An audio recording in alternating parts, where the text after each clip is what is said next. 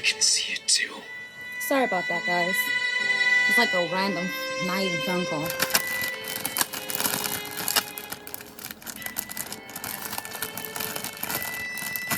It's not going to be a roll-on video anyways. I can't get this cookie out. Milk Teeth. Written by Colby Newton.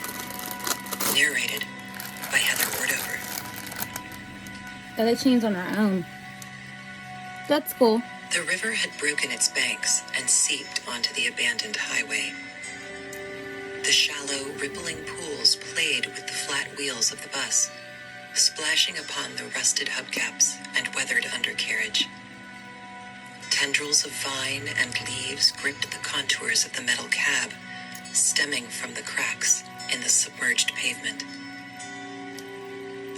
Claire Collingwood stumbled her way through the murky shadows, fighting to remain standing as the water clung to her dress I'm not going to listen and to pulled all of the them because there's fabric 5 on already here. stretched I tightly like the second one over her now. bloated abdomen. For a moment, she hesitated, absent-mindedly holding her belly in one hand and a knife in the other. She considered the bus. There would be no way to ensure her safety once she was inside. The glass windows and flimsy door would offer little protection from the weather. But this did not concern Claire as much as the thought of how easy it would be for them to get in. She contemplated finding a different location, but another pulsating stab racked her abdomen, and she abandoned any thought of traveling further along the deserted road. With her mind set, she pushed on through the water, careful to hold the knife away from her body in case she fell. The door was rusted shut, but with some prying, she was able to wedge it open enough to budge in. Pulling it closed behind her, she was slightly comforted by the door's reluctance to move. At least, this would make for somewhat of an obstacle. A human body, or what was left of the tortured remains, occupied the first seat behind the driver's. She only gave it a momentary glance before carefully making her way toward the back of the bus. After making sure she was alone, she gathered the abandoned clothing left scattered among the seats. Finding a seat near the middle of the bus, she made a bed on top of the cushion. But before she could lie down, she looked at the window, just above the seat, and pictured one of them peering in at her. Claire shivered and moved the clothing to the floor between the seats. Maneuvering herself slowly, she reclined onto the makeshift bed, pulling her dress above her knees. Saying a silent prayer, she bit down on the handle of the knife and began to push. 15 years earlier, Claire Collingwood would never have imagined herself giving birth alone in a rusted bus. She had been a fresh, young face in the medical field, aimed at making a difference in the world. Everything at the time had been new and exciting as she prepared to make her mark as a nurse at one of the leading hospitals in the country. She had met her husband, Marcus, after he contracted a parasite while building wells for villages in Africa. An ambitious man, he was quick to charm the young nurse, despite looking like death and wearing only a paper gown. Although she despised the thought of his body harboring insects, she couldn't help but be taken by the man, as dreamy-eyed as she was. A year later, the two were married and prepared to build a life together. By that time, she had moved up in the chain of command and worked with a team designated for unusual cases. She still remembered how it all started. In the years since, she had devised her own poem to remember the sequence of events that ended the world. Now Claire recited the verses in her head, exchanging the Lord's Prayer for his punishment. Their bellies had all flattened, and none had come to seed. It had been in the news for a few months, here and there an unusually high occurrence of miscarriages, followed by concentrated populations of infertility. Insidiously, these incidences happened more and more frequently, spreading like a virus. Upon the breath of every man, dark words to be free. People were panicked, blaming everything they could name. Pollution, global warming, damnation, and terrorists had been on everybody's lips. The president told people not to panic, that he knew medical professionals were close to identifying the cause of the threat. Claire, however, had known this to be a lie. No one knew what was happening. Nevertheless, these events had only been the ill preparation for what was to come. Then the month of May, when milk teeth grew no more. One day, rumors began to spread that no children were being born. At first, appearing to be the hysterics of a crippled world, people tried to deny their greatest fear. Of course, children were still being born. They'd always been born. But soon, it became apparent that what had once been was no more. For the first time in recorded history, not a single human being was born in a day's passing. That day led to another, and another, and another. A year passed without any births, and the world cried in pain. While society spun apart, Claire and Marcus had kept each other sane. In their innocence, they thought they could still make a difference and bring an end to the chaos. They still went on dates, catching some of the last movies to be produced, and never abandoned the hope of a return to normalcy. Until the night the dryness ended, seed replaced with spore. Excuse me. On one evening, she awoke with an impending feeling of doom. For the first time, Claire Collingwood was not her optimistic self. At first, she was unsure of what had awoken her. She lay still, listening to the sound of Marcus breathing. Then she heard her pager vibrate on the nightstand. The message demanded she go to the hospital, My phone did that all the but time, offered though. no other explanation. When she arrived, a heavy silence hung over the ward. Doctors were whispering quietly, gathered around the doorway of room 419. Claire wringed her hands as she approached, noticing a look on the doctors' faces that she did not recognize. They only looked up when she came within arm's reach. "We're about to begin," one said, not bothering to greet her. "Begin with what, sir?" She was beginning to decipher the emotion blanketing their faces, and her unease grew. "Delivering a child." Oh. The reply came from a different doctor after the first had simply stared at her. Now she understood what she saw in these men. Fear. The same primeval, guttural fear that had gripped their ancestors now coursed through the bodies of these men. Claire's own emotions no longer seemed irrational, though she did not know why she felt so threatened. They moved into the room before she had a chance to question what they were saying. She followed, taking in a strangely tepid scene. There wasn't anything intimidating about the expectant mother. She seemed genuinely excited, if not a little confused herself. A smile was pressed upon her face, and she was slowly looking about the room. Eyes locked in position, her head pivoted in sweeping motions, as if she were following a particularly slow fly. "Hello, I'm Claire. I'll be one of the nurses helping you with your delivery tonight." The woman offered no sign of acknowledgement. Confused, Claire looked over at one of the doctors, who shook his head when they locked eyes. The scene she had once labeled as surprisingly plain now seemed to be a mask for something more sinister. A perfume master poison, deception none could name. Claire staggered back in horror as she turned back to the woman. She was no longer smiling, nor did she seem confused. Her eyes gazed into Claire's, and she quietly said, "It's time." Her head then jolted back, and a tormented howl burst from her lips. The doctors Ooh. jumped into motion, preparing tools and grabbing gloves. It only started seconds ago, but as the woman's screams escalated, so did the feeling of doom.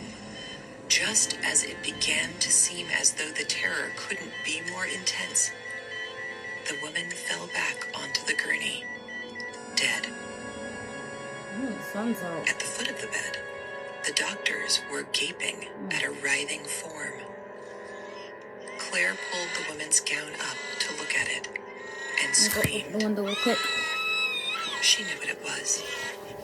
They all knew what it was. However, none of them dared to say it. One of the doctors reached a hand to the child, fingertips quivering. Through the blood it came to me, the world it was to claim. Claire ran down the hall. Blood splattered across her face. She could taste the doctor's gore in her mouth. How it had snatched at him, ensnaring him, had finally broken Claire Collingwood's hope for redemption. She now knew that things would not get any better. They had only just begun. Marcus had not seen it and didn't understand why his wife insisted on leaving the city. He would later regret asking her to stay and consider their options. More women were starting to give birth, and as it spread, so did the carnage. Soon they were infesting the cities, waiting in the shadows for those who were left behind. The couple ran for nearly a decade, scavenging what they could. They met fewer people every year, and the time between conversations with strangers continued to grow. If it hadn't been for Marcus, Claire would have joined those hanging by their shoelaces in the forest. He remained hopeful, despite all they had seen. As if to reward him for his faith, a spark of hope began to shine in the people they encountered. News was spreading of women beginning to have normal children again. Although doubtful, Claire was ready for some change in the monotony, and Marcus was set to take all the necessary precautions. But he had never gotten the chance. A few months into her pregnancy, he was killed, and Claire was left alone with their unborn child. Suicide crossed her mind, but she couldn't bring herself to do it. Marcus would tell her to at least have the child. She owed it to him for all the years he saved her life. She was determined to bring the child into the world, and she spent the next few months clinging to life, focused only on her purpose. Finally, the time came, and her body began to respond, just as she found the abandoned bus. The sun had set some time ago, settling the forest into a still silence. As it grew darker, Claire's contractions came more frequently, and she alternated between pushing and resting. The thought of taking a quick nap crossed her mind when she heard it. A small splash from outside, so quiet that it was almost mist, froze the air in her lungs. It could just be the wind blowing the water across a stone. A twig may have fallen from a tree. Or... She shook the thought from her head and focused on her breathing. The pain was unbearable, and she gnawed on the knife handle to relieve her frustration. It was so consuming that she almost missed the second splash. I'm gonna check my phone when this This story's time, over. she knew it wasn't a See if twig, it's a winning ticket or not. but she had to be sure. Slowly, she pushed herself up and edged toward the window above her head. Leaning against the seat, she peered into the darkness. The tree trees swung softly in the gentle wind. Shit, got myself here. In the moonlight, everything was drained of its color. It would have been a peaceful sight, if not for the tall, dark figure standing in the shallow water. It faced away from the bus, its head tilted to the side as it swayed back and forth, as if listening to music. Feeling like her heart was about to explode, Claire began to lower herself back into her hiding spot. Just when her head was out of sight, the seat creaked loudly under the weight of her arm. She pressed herself against the floor, not daring to breathe. Within seconds, she heard it at the window. Its thin fingers squealed against the glass as it pressed its face onto the surface, searching inside.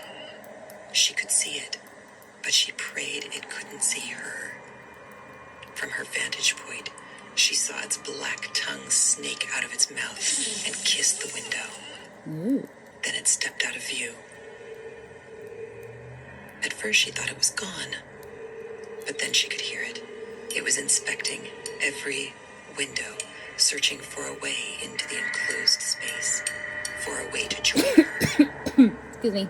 Through the methodic noises, a small tap here and a slight click there, she knew where it was. Before long, it would find its way to the door. The image of it prying the door open filled her head. Another wave of pain caused her to cry out, and the noise stopped. Knowing it was already aware of her presence, she decided to stop writhing in silence and let her screams fill the air, dropping the knife to her side. The baby was only minutes away. Her body pressed in from all sides. Claire expected it to break through the windows, provoked by the sound of her pain. As the seconds passed, she realized it wasn't going to force its way in. What was it doing?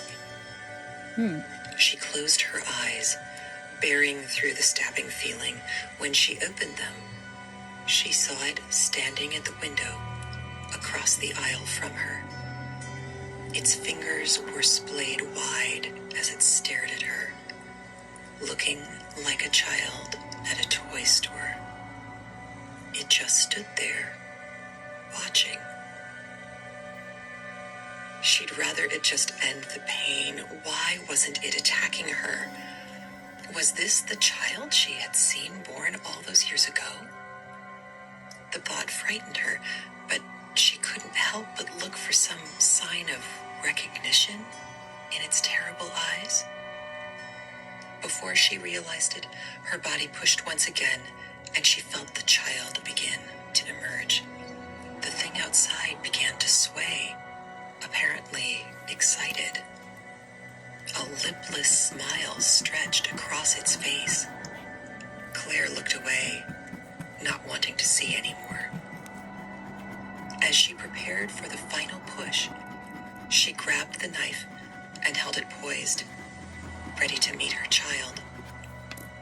Within seconds, she was empty, staring at the baby on the floor of the bus. It was exactly what she had expected. Their bellies had all flattened, and none had come to seed. Upon the breath of every man, dark words to be free. Then the month of May, when milk teeth grew no more, until the night the dryness ended, seed replaced with spore. A perfume burst to poison, deception none could name, and through the blood it came to be, for a world it was to claim. No, she's got a good voice. Most definitely. She has a really good... President Trump is protecting we pre-existing didn't go listen to that conditions. part. Prescription drugs Commercial. are more affordable. She has a really, really good voice, so...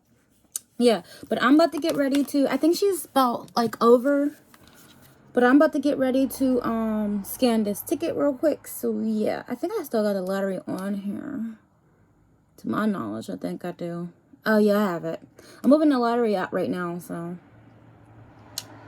And we about to wrap this video up. Because like I said, there's 5. We literally did 2, guys. These videos will keep, like, not even the videos, like these people who are telling their own scary stories and stuff that we're listening to goes on to 5. And I'm like, we are not sitting here doing all of this. Because like I said, I'm about to probably take a nap or something, so. So now I'm just waiting. It says process. Okay, it says, sorry, this ticket is not a winner. So therefore, I can get rid of the ticket. And then I'm going to tell you guys my story. Unless I have so many that I cannot, like, tell you guys all my stories. So, okay, let's see. But it's real life, though. So this basically happened to me, like, last year. So I was at the mall. I don't even know. Why was I at the mall? I was at the Remover Mall getting ready to go to work, but I still happened to see my friends that I knew, like, since school, and I talked to them. I was like, oh, how you doing, blah, blah, blah. They're guys, but they were just only friends. Well, technically, one of them was my ex, but the other one was my ex's cousin, and I was like, okay. And I was like, how you doing, blah, blah, blah. Well, technically, they asked me first, and we were just talking for a little bit, and then they left, and then they came to the party, which I didn't even go to that party that night, because I was like, no, I'm not going to go to my ex's party anyways. And then, I remember walking around, I was like, okay, well, I have some time, because, I'll usually, if I get, like, more than enough time at the mall for work, I'll give myself enough time to, like, eat out there, or sometimes I eat home, it just depends. So when I think I was getting ready to eat out there, or I already ate. Can't remember if I was getting ready to eat out there or I already ate before I got home. But all I know is sometimes I do eat out there. Oh, I already ate when I got home. So I was like, okay, let me just get out there, hang out, walk around, what I always usually do if I don't eat out there, right? So I go to Spencer's. And I've been going to Spencer's since like 13, 14, because I like their jewelry and their clothes, because they have different stuff in there that you don't see in, other stores. So it's like whatever you can't find in Hot Topics, you can kind of somewhat find in Spencer's. And yeah, and that's where I got my necklaces from. That's where most of my jewelry usually comes from, is like Spencer's. Some of my t-shirts come from there. But this came from the Halloween store, and these pants came from Hot Topics. But yeah, so I was in Spencer's, doing my thing, looking, see what they had. It was like Friday the 13th, but they still had like pool party stuff for people who had pools and stuff. And I was looking, because I was not going to go out until that night anyways to see this new movie. I think it was either Halloween. I think it was the Halloween one, the newer Halloween version of it, which I have that movie over there. But from last year or whatever. Yeah, I think it was that. And this guy comes out of nowhere. I do not see him. First of all, I do not see him. I'm going in the store like I always do. Okay, I'm going to Spencer's. And Spencer's is not like a sex shop. We do have a sex shop in Removal. But it says it big as day. And it's not in the mall. Okay, they're not in the mall. They are on like those outside like mall stores. I'm talking about the mall. Like the inside of the mall. And all I know is I walked into Spencer's, like I always do, looking, trying to see, because I like different things in Spencer's, like their books and stuff, their jewelry, stuff like that, their blankets. And I was just in there looking, their mug cups and stuff like that. I was just looking, and this lady said, how you doing, blah, blah, blah, and I said, good. And I was just looking, and I didn't even look really cute that day, y'all, because I just had a work t-shirt on, looking like I'm getting ready to go to work. So nothing about me was cute. I didn't have no makeup on. I don't even think I had that much. I did have earrings on, but not too long of the earrings. I didn't even think I was looking cute that day, because I was like, I'm just getting ready to go to work. So I might as well enjoy it and be in Spencer's, right? Because I do it all enough.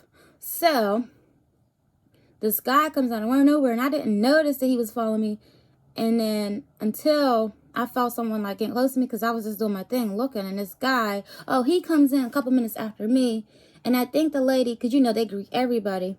The lady was like, something, how are you doing? Do you need help with something? I think he said no. And the next thing I know, he moves his whole body close to me. And he's a really, really super tall guy. but he's like a foreigner, but he's like an older foreigner man. That was like my dad's age, maybe even older. And because I think he said he was like 58 or something. And my dad don't look like his age anyways. And my mom don't look like her age. I don't look like my age, but either. And he comes in, and let's say I know, he's like literally so up on me, and he's like, hi. I was like, hi. And I'm like trying to look, and then he keeps on talking to me, and I'm just like, why does he keep talking to me? It was like so weird. Like, yes, I am. Then I was like, I believe I was like 21, 22. Yes, I am illegal, but still, being a creep is being creep, period. So he was just being really creepy and being creepy, period. So he was like, oh, well, what's your number, blah, blah, blah. And I could have given him a fake number, but I was so scared at the time because I really never had that much problem dealing with people like that. And apparently, I could have given him a fake number, but I was not thinking because I was frozen because I was so scared. So I just gave it to him, and then he was trying to try it in the store, and I was like, well, you can't try it in the store because the overall Wi-Fi is not that great anyways, because it's not. The mall Wi-Fi, some of the mall's Wi-Fi's are not that great anyways. And yeah, and I had to get rid of him. The only way to get rid of him is what I had to tell him that I was busy, and then I had to have my mom eventually cuss him out. She was like, why did you give him your number? I said, because I didn't know what to do. He wouldn't know I would have gave him the fake number. I said, these creeps are very creepy. They're very weird. They don't get that you don't want to be bothered with them. They don't get it. They just like to follow you and all that. And it's weird, and it's not fair for females. Not fair as guys either, but as in for females, it's not fair to us. So that means somebody who's younger than me, like my niece's age, or in preteens and teenagers, and you know, some of those kids, they look tall, and they can't control, because everybody's height is different. I'm short. Being my age that I am, I'm short for my age. So, but someone who's a little bit taller than me, and some of these girls look like mad models and stuff with their pretty biracial skin and their pretty mixed, beautiful curly hair, like crinklier than my hair and stuff, almost look like my sister and everything. I'm like, I feel bad for them, because if I'm scared and I feel frozen, I'm a grown-ass woman. Can you imagine how they feel? Being in high school and college? Can you imagine that? I can't. And even preteens. I can't imagine that. You know what I mean? And I got cousins and stuff. There are preteens. So it just makes me scared, not only for myself, but for other females out there. I said, why do we have to put up with these creepy men? Because they don't know how to control their hormones. That's not fair to us. That's not fair to us at all. And then some of us who do have boyfriends, some of these guys, they really don't know how to be a boyfriend. They really don't. And it's just sad. Because it's like, beautiful girls like us have to deal with guys who don't really know how to be a boyfriend, but we got to deal with the creeps. That's not fair at all. Not fair at all. It's just not. So, and it's just annoying. And then I've been dealing with that when I was a preteen. There was this, so yeah, we had to tell the cost, blah, blah, blah. The cost had to escort or work, because I don't want to drag the story out. So my next story, when I was younger, I had to be a preteen, and I was at my cousin's house, and that's why I don't even talk to my cousin, because she is like a couple years younger than me, but that's why I don't talk to her ever since that. And I remember a lot of things, even though people act or choose not to remember the stories, but I do. I remember all my stories growing up. So, yeah. And I had to be like 13, maybe 14, 15. And then this one guy, I believe he was like 28. I don't know, but he looked at really, really old for his age. He was tall, he was old, he was dark skinned. And I remember being in the store. Oh, I came in the store originally with my cousin and her best friend, because I was in that because it was summer. So I'm like, okay, well, you know how those little corner stores are. So I was like, okay, it wasn't a gas station, but it was like one of those little corner stores where you can get candy and stuff, like Fruities and stuff like that.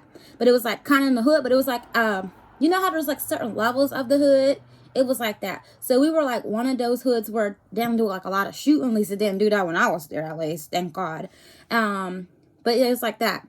So we go in the store, and we was all talking, getting our candy, because we were excited to get ready to go to this swimsuit party and I was looking cute because I had like, you know, I didn't have no butt or nothing then, because I am going to let you guys know that I had no body and no butt, but I did always looked cute because I just always dressed cute. And that was just who I was. So I had some type of nice little shorts on. I was looking cute and all that. And this guy comes out of nowhere. I was like, oh, excuse me, miss, after you're done, can I like talk to you? And I said, no, I looked at him to see if he was cute. So I turned around and I was like, no, thank you. Just like that. And then he kept following me in the store. It was so fucking annoying. It was to the point that I did not want my change. I was like, I don't even want the change. You can just keep the change. Like, I was so annoyed. I said, I hate when people keep following you and they're not like taking the hint. And he was not getting the hint that I not like them. Even his friend was like, ooh, she dish you, bro. She don't even like you, blah, blah, blah. You know how boys are. And whatever he said to his friend, I really don't know, because I was trying to like put my headphones and ignore him. And he kept following me. And then in the whole entire store. And then he like touched me. And I said, bro, keep your hands to yourself. You are so annoying. I told you no. What don't you understand? It was like so annoying. And I don't know what he said. And I just ran out the store because it was annoying. And what I didn't like was that how my cousin knew that I ran out the store, and she got the nerd saw her oldest, well, she's her sister, which is my oldest cousin, that never happened. And I told her up the stairs, I said, you was a liar. And I told her, I said, I'm going home. Like, I would never make a lie about someone making me feel comfortable like that. And they didn't take, this stupid guy, ugly guy, didn't take the hint that I did not want him. And I did not want to be bar with him. So that was like a mess. But I never went to her house ever since that. And I never forgave her. And then when she kept telling people stuff about me that was not true, I was like, okay, I'm done with this bitch. Like, that's why I don't see her. So when the last time I seen my cousin, well, it was actually before the cookout. One of the cookouts when I seen her, no, it was Thanksgiving. She came out of nowhere and I see her and she was doing all that smoking and getting high and stuff. And then she got mad skinny because she was already a bigger girl. She got mad skinny. I'm talking about skinny like almost like close to a toothbrush. You know those toothbrushes? That skinny. And I wasn't surprised because I didn't really recognize her because her body was skinnier because smoking all that dope and weed and shit. But all that. But when I looked at her in her face, I moved her hands. I was like, I said, don't be coming to me talking about, oh, Flornie, I miss you. Oh, bitch, no, you don't. No, you don't. Because, no, you was not there for me when we were younger. Don't need to act like, oh, we are the bestest, biggest family ever. No, stay over there. Do not touch me. So, I still remember now. You may act like you don't remember it, but I remembered it. Okay. Or y'all choose not to remember, but I remember that. Because if you're my cousin, you should have been protecting me, period. I don't care if I'm your older cousin or not. You should have been protecting me. Or something. Or say, look, you better leave her alone or something. Because that's what family do. So, but no, she didn't. That's why I was like, no. That's why I didn't even bother her. And then when she started telling people that I was still playing with baby dolls, and I think I was like almost 18 or something, I said, first of all, it's none of your fucking business what I do. And second of all, that's my business. And third of all, I collect them. That's why I stopped talking to her for good. Ever since what happened with the situation in the store when I was younger, up until 18, I was just like, I'm done with her. Then I finally seen her when she stopped doing all that smoking that crap. She had like a baby and blah, blah, blah and all of that. And her boyfriend, but they ain't even together no more. But I'm not surprised because, yeah, I'm just not surprised. And, yeah, when I seen her, I hugged all my cousins but her. And when I seen her and she seen me, she ran to the other side like a scared little chicken. I said, yeah, you better be scared. I said, because I ain't talking to you either, bitch. Like, I looked at her. And she went on the other side. She felt me being there. I felt my presence. And she went on the other side like a scared little bitch. That's why I looked at her like, oh, I wonder what she's going to say today. I want her to try me. But she didn't run try me. Because she felt my vibe. And she went all the way around the other table like a scared little bitch. I was like, good. You need to stay over there. Because guess what, bitch? I don't care for you either. And look at me now, bitch. Like, I don't see you as a cousin anyways. So... yeah. blood related or not. I don't see you that. Because anybody who would have been in the store with their friend or their cousins or whatever, or sisters, would have never leave their person behind like that. You know what I mean? So, yeah. So, and that was the very last time I seen her. So, yep. But like I said, I got so many stories that goes on and on, guys. It's so many to count. But like I said, as a female, it's like you gotta watch certain people. I have had a lot of good friends. We're not going to get into that story today. But I had a lot of friends that I thought were good friends who were jealous of me. Then I had family that was jealous of me. I was like, who would ever thought your own family's jealous of you? Like, that's effed up as hell. And it's just for no reason. Like, and then my aunt, she was like, oh, well, she's an idiot anyways. And plus, they're probably just jealous of you because you're light skinned. And what she said, what did my aunt say? Oh, she said, they're probably jealous of you because you're light skinned. And they didn't like that since someone like you came around, you know, there where they was living at or whatever. They didn't like that certain guys were like coming up to you, even though you didn't like it, but certain guys coming up to you and stuff. I'm like, I'm not going to stop who I am because of that. I can't control what people do. I can't control that. People are people. If a cute guy picks that person, for a certain person out of the friends that he like, he's going to do that. People are people. I can't control him. I can only control myself. And I certainly ain't going to be jealous at nobody. Like, are you kidding me?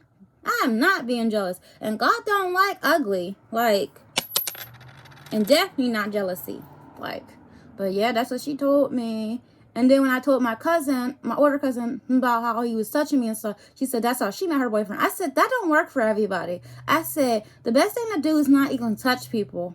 Don't touch people at all, because that's just weird, and I don't like that. I don't like that.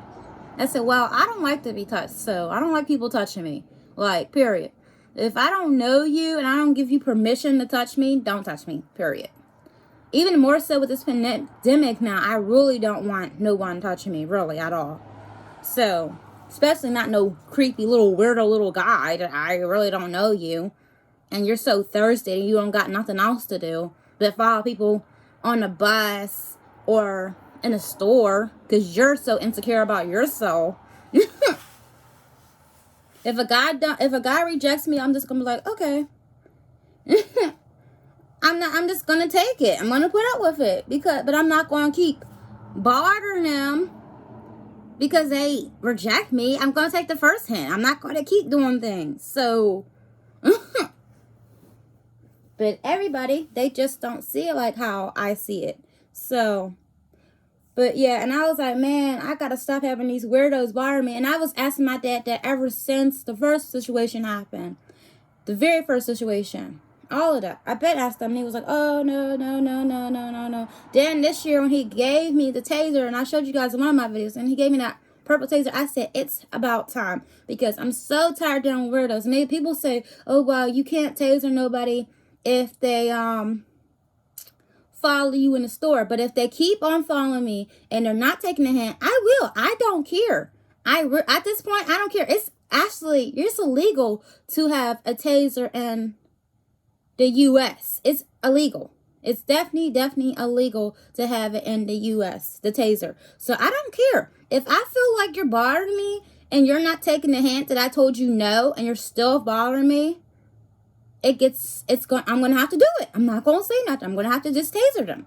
Especially if they're going to keep touching me and stuff, they need to keep their hands to themselves. Because eventually, no, I can't taser that person per se in the store or whatever. But if it's in a parking lot or something, and I'm going to be driving soon, which I will be driving soon eventually, well, either the end of this year or next year, but either way it goes. If they keep like bothering me and they're not my type and they're being creepy and all of that, I'm going to have to. I might have to taser them. I know you can't taser nobody from talking to you, but still, people should just, at the end of the day, should just take a hint. Like, okay, quit talking to that person. They're not giving you response to talk to you, so why do you keep trying to talk to them? Like, you look thirsty. You look like you don't have no life. Like, quit being a creep. And it's just annoying. So it's annoying that females have to be picked up. And I had pepper spray and a taser that I have not. I had my pepper spray forever though, but I had got my taser recently this year though. But I did not. And heaven forbid that I don't have to ever use my taser or pepper spray. But I'm gonna probably have to better off pulling out my taser first. But yeah. But I just don't have time for it. Like, I'm 26. I haven't had that problem in so long, thank God. I'm 26, but still, I don't want to have that problem. But if it's going to have to be the point that I don't say nothing and they keep following me and they are touching me without my permission, because that's not for us, because that's actually harassment. First of all, that's considered stalking. And then the other one's considered harassment because they keep, bothering you and touching you. So I'm going to have to do what I got to do, even if I have to catch them in the parking lot. Like I said, I'm going to be starting driving pretty soon. I'm going to have to catch them in the parking lot and taser them. Kick them in the balls and taser them. Well, actually taser them first and then kick them in the balls.